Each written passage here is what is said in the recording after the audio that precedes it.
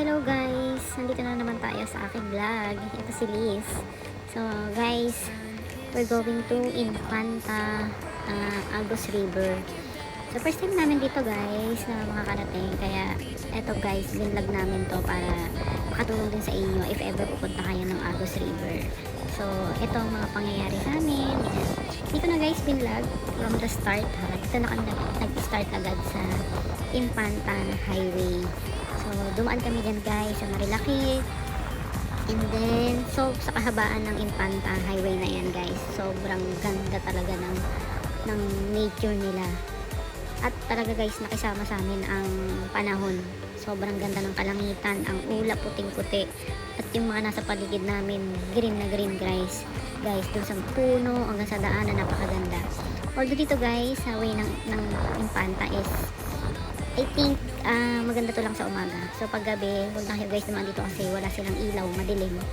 So marami kaming naririnig na meron daw mga nangyayari, pero I think naman hindi yun i-allow ni Lord. Lalo na kung mabuting tao ka at naniniwala ka at nag-pray ka talaga kayo. So yan guys, napakaganda. Talagang in-enjoy lang namin guys yung nature dyan ng aking asawa. So habang nagde-drive siya guys, ako naman is yan, todo video. Ang ganda naman kasi talaga guys. So yan, nandito na kami guys dyan sa Infanta, sa Agus River. Yan guys yung Agus River. Grabe, na-amaze ako dito guys. Sobrang linaw ng tubig. At as in walang kaamoy-amoy na, walang amoy guys. Talagang sobrang linaw. At nakakatawa, meron sila rito floating cottage. Ayan, kung nakita nyo sa video guys, yan, may floating cottage. Yung floating cottage nila guys is 1,500 and then yung regular cottage 500 lang. At good news guys, walang entrance fee rito. So budget friendly talaga. Yan. So yan, mga free view guys, picture namin habang magbabiyahe. Ayan, dumaan kami sa Kakawayan. Ayan, so picture ang lola nyo.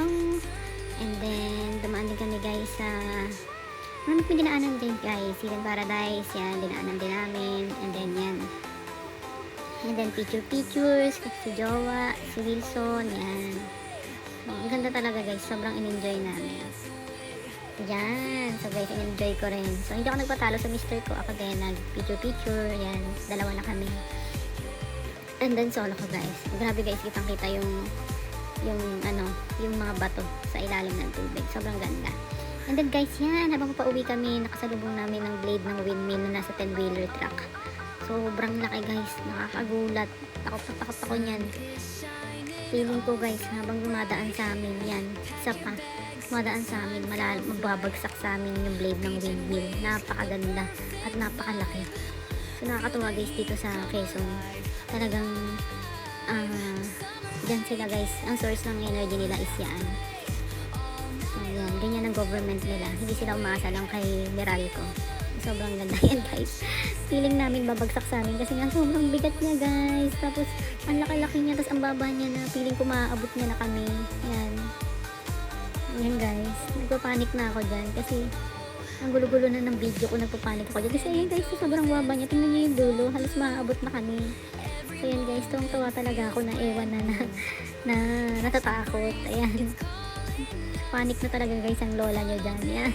Sabi ng asawa ko, umayos ka nga. Sabi niya, hindi yan babagsak. Kaya tinatawa ko ng asawa ko guys. Yan. Nakakatawa. Tatawa na lang ako guys sa sarili ko. Sabi ko, tara na. Malis tayo dito. Kasi baka may bumagsak yan. Matamaan tayo or mabagsakan tayo. Yan guys. Yan. Talagang pinulso ko na makaalis kami dun. Yan. Yes, nakakatawa. And then, yun guys. Dire-diretso na kami sa aming pag-uwi. So, picture ulit. Kami ng jowa ko. And then, yan, picture ako. And then, pictures ulit sa mga natures. So, daanan na napakaganda. Yun lang guys. Thanks for watching.